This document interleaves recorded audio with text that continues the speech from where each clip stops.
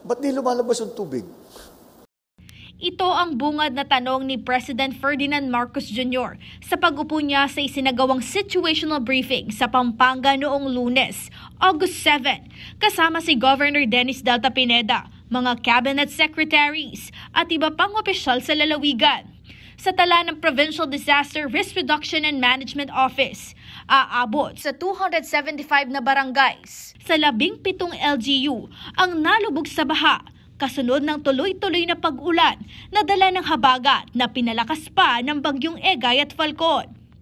Ayon kay former DPWH Secretary at NLEX Corporation President and CEO Rogelio Singson, isa sa mga nakikitang sanhi ng malawakang pagbaha ang pagbara ng waterways sa Pampanga at Bulacan. The reason for this is that the whole water system or waterways in Bulacan, punong-puno na talaga. And therefore, the water that comes from Pampanga River hindi makalabas.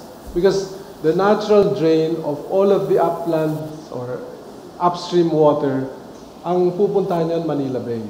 Bukod sa dredging, isa sa mga nakikitang solusyon para maresolba ito ay ang pagtatayo ng water impounding facility sa Candaba Swamp sa bayan ng Candaba. Niyak ng presidente na hindi mapapabayaan ang hanap buhay ng mga residenteng maapektuhan sakaling matuloy ang proyekto. Po sa Candaba Swamp, that is a wrong concept and we are not going to allow that. Diyan po sa Candaba, diyan po nag-umpisa ang Hukbalahap movement. If you want a security problem, sirain niyo po yung hanap buhay po ng lahat ng mga magsasaka sa Candaba. May epekto yan. Sasabihin natin, ilalagay natin sa swamp.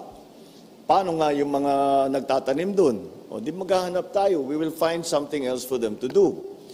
We'll find another piece of land. Hindi naman natin sila pababayaan.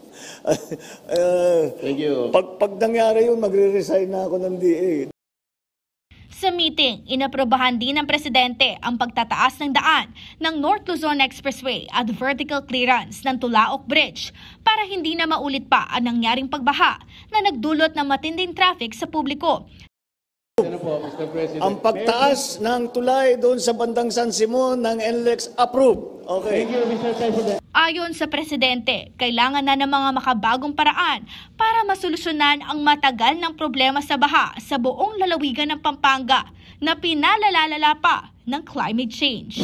Bilang agarang aksyon sa problema sa baha, partikular sa mga mabababang lugar sa Pampanga, naglagay ng mga submersible water pump ang provincial government para mahigop ang mga naibong tubig tulad dito sa San Fernando, Santo Tomas, Minalin Tail Dike, palabas sa Gugo River.